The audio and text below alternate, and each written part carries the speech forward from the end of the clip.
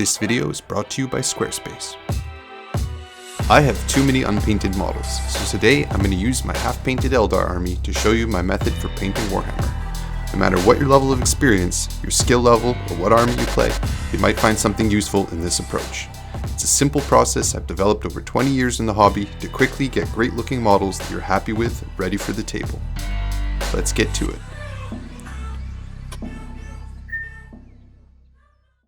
This is my Eldar army, so far at least. As you can see, it's about half painted, but there are a bunch of units that are still unassembled in the box, unpainted, or painted poorly by the previous owner. So let's jump right into a strategy for getting these things ready for the table as efficiently as we can. First, let's assemble some of these unassembled models. Now I like to work assembly line style, clipping all the bits at the same time and making little piles for each mini. This helps to save time going back and forth between tools and makes each step more gratifying. Personally, this is one of my least favorite parts of the process if I'm assembling the minis in a standard way. I love to convert and kit bash, but for something like these Dire Avengers, I would just as soon buy some already assembled models. If you go to eBay or Facebook Marketplace, you might even save a bit of money this way. Anyways, I use plastic glue to get a permanent bond on all these plastic parts. Plastic glue melts the surface of the plastic, so when it hardens, the joint is just as strong as the surrounding plastic. This makes these things very durable compared to if you're using super glue, but there are some fumes, so be careful. Before assembly, I like to carefully scrape away the mold lines, injection points, and any other weird imperfections on the model. Especially for models like these Eldar, which are covered in smooth and rounded surfaces, a bit of attention now will pay dividends towards getting away with a simple paint scheme later on. With the minis assembled, at this stage I like to apply sand to the base. This provides some simple texture that will add a lot of nice detail later on. With the glue dry, we're ready to paint. I like to prime my miniatures with a spray can, which provides fast, even coverage of paint for the next layers to adhere to.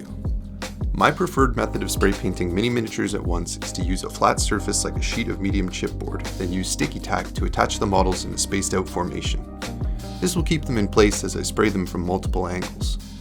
For most Eldar models, I'll use a white base coat, which will help me paint the bright colors later, but if the model is predominantly one color, spraying a different colored base coat can really help. For the fire dragons, for example, I used a red base coat. So here's the main crux of my painting strategy. We're going to apply 3 colors in order of the size of the surface they cover on the model and paint the base. For these Dire Avengers, that means starting with this blue armor. Because I have that nice light base coat, just one layer of some thin blue paint will give me a pretty nice looking coverage with a bit of definition. I'm using a fairly large brush and I'm moving quickly, but being mindful not to be too sloppy.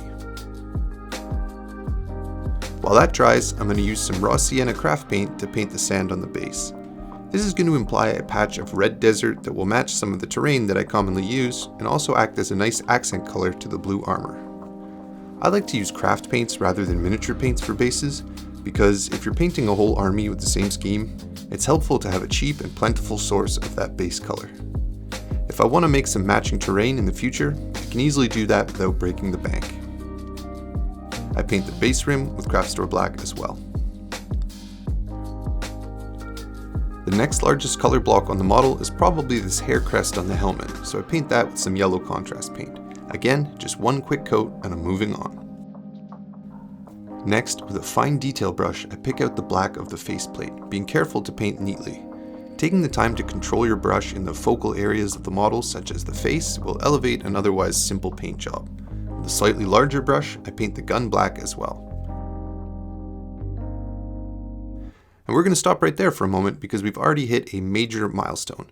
After completing just 3 colors and the base, we've reached a threshold that I like to call tabletop quality. Now what does this mean? Well, it means that at the distance a miniature is viewed from on the table, they look painted and they look pretty good, which means they already look 90% better than they would if they were unpainted in only a tiny fraction of the time it would take to paint them to a high level. If you have a whole army to paint and can't wait to try them out on the table, one approach that might be helpful is to aim to get your whole army to tabletop quality first.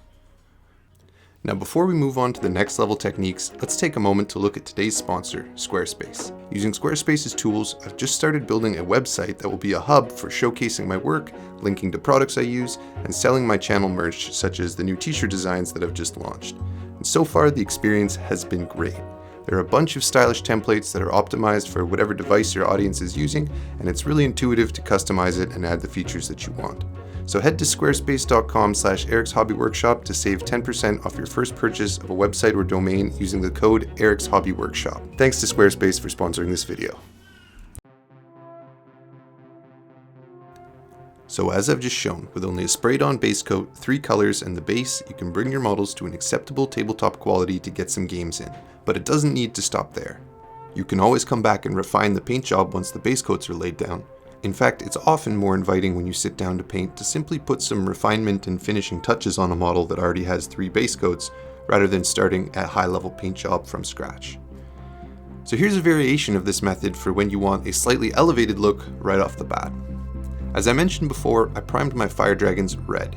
Because this red armor covers so much of the miniature, I'm going to lavish some attention on it now while it's easy to highlight the whole model at once.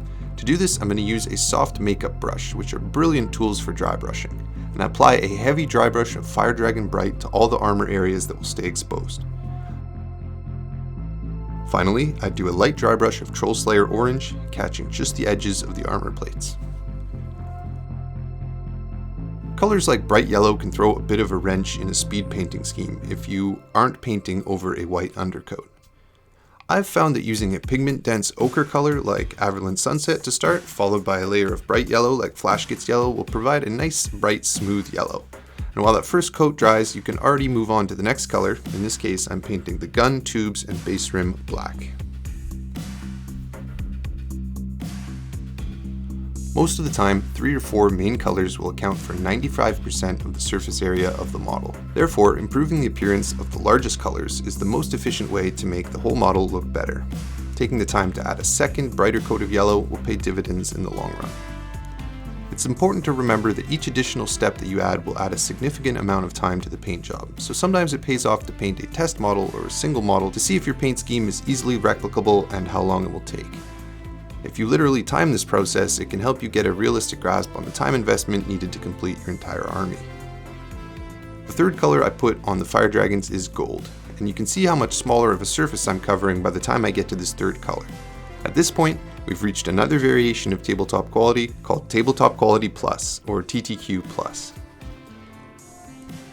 If you're wondering about the definitions of these terms and what specifically defines TTQ Plus or TTQ, or how to determine the difference between TTQ++ and TTQ-, no such system exists.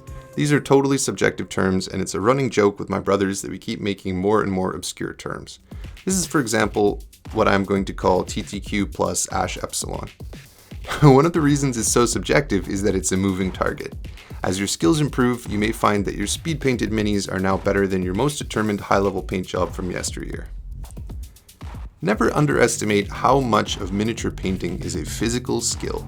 Now, there are thousands of videos on YouTube that will teach you all the technical skills of miniature painting. Wet blending, edge highlighting, reverse cow blending, all these things are useful and have their place, but no amount of abstract knowledge and learning will substitute for practice. Physical things like how to control the brush, how to feel out the right consistency of paint on your palette, and how to load the right amount of paint into the paintbrush are something that you can only really improve by doing. Now, the more time you spend physically pushing paint around the mini, the more you will improve the physical skills of painting that will allow you to have the coordination and control to put the colors where you want them. So if you're intimidated to paint your models, you can warm yourself up by painting the first 3 colors and the base. Now, before you know it, you'll see your edge control improve and you'll be laying smoother and more even coats more quickly. Now that we've covered troops, I'm going to show you a great way to get away with a quick paint job on a large model that I call the distraction technique. Let's try it on this Wraith Lord. So as before, we're going to start with the largest color area. And since I'm collecting Craftworld BL10, that means a green body for this big fella. Now, since he's a big model, I'm going to have to use a huge brush for this. Let's talk for a moment about brushes. Having a large variety of brushes is a huge asset to painting quickly. Using the right size for the right job is absolutely crucial. And it does not have to be expensive either. Check this out. I'm in Michael's right now, about to buy one of these packages of 25 brushes. Some of them are low quality bristle brushes, a few are foam brushes, but most of them are all kinds of synthetic fiber brushes that are perfectly good for miniature painting, and I use them all the time. And it's only $5 for 25 brushes, which is an insanely good deal. So really what I'm getting at is that there's no excuse to not have a bunch of shapes and sizes of brushes, and it will really help you. Let's get back to painting the Wraith Lord. I've magnetized the guns and left the head removable so I can paint the body really quickly. I use a huge brush to speed this process up. Now I'm using Dark Angel's green contrast paint, and I'm going to do 2 layers. This is not normally how you use contrast paint, but I really like this color, so 2 thin coats for a smooth coverage. While that fully dries, I paint the base, and with that done, I'm going to dry brush 2 successively lighter shades of green, similar to the Fire Dragon. I mask off the tabard with a bit of tape just to protect that nice white so I can go crazy with the dry brushing. By using a soft brush, you can get some surprisingly smooth shading and highlights in hardly any time at all. I paint the guns and the sword handle and some of the smaller details black. And now, the crucial part of the technique, the distraction. I'm going to try to draw all the attention to this sword here. I start by painting the sword blue and the handle gold. Now if you want, you could stop here and this would be like a low tabletop quality, maybe a TTQ- plus, but that wouldn't be the distraction technique. The distraction technique is to paint an eye-catching part of the model pretty well, which will fool a casual glance into thinking the whole paint job is better than it is. So we're going to put some nice high contrast gradients on this sword. I put some light blue, medium blue, dark blue, white, and black on a palette, and then sketch in light and dark points of value along the blade of the sword. The key here is to place the black and white areas in opposite places on adjacent faces. I like to place the brightest white at the sharpest tip. I then fill in the areas between the white and black with my 3 blues. This is actually surprisingly fast.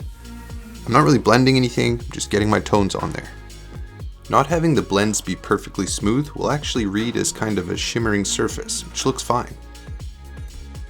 Then I carefully edge highlight a line of bright white along the blade, and that's it. The sword actually looks pretty sweet, and you wouldn't think by looking at the model on the table now that it was painted in about an hour, because you can't stop looking at the sword. Pretty nice, right? You could add transfers, you could paint in some jewels, but for now, this is the quick paint job that's going to allow me to enjoy a nice battle with this bad boy. So there you have it, guys. Try using these tricks at home to get moving towards having that fully painted army that you've always wanted. Using this method, I was able to add 3 decently painted Eldar units to my army in just a few evenings, which is really gratifying, and I can't wait to paint more. If you enjoyed this video and you'd like to support the channel, please consider supporting me on Patreon through the link in the description box. Huge thank you to all my newest and current patrons. You guys rock and are the reason I can run this channel. We'll see you next time on Eric's Hobby Workshop.